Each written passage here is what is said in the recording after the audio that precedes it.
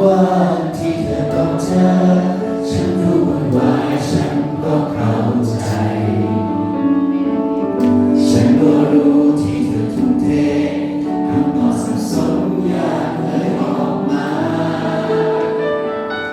ฉันก็รู้เธอไม่ชอบหาโลกวุ่นวายของผู้ใหญ่นะฉันก็รู้อนาคตไกลเธอมีทางเลือกของเธอเองฟ้าดีกว่ามุนชีวิตอยู่บนโลกนี้นั้นมีคุณค่าไม่มีใครหรอกนะจะทิ้งให้สิ่งของตกจับมือเธอแล้วเดินก้าวไปในเส้นทางเธอต้องก้าวเอง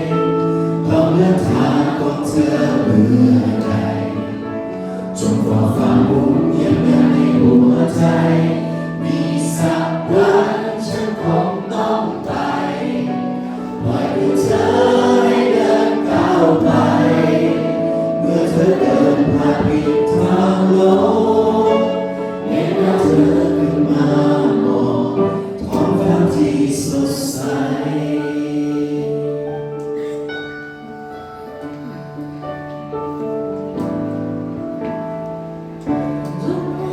ที่เธอต้องเจอ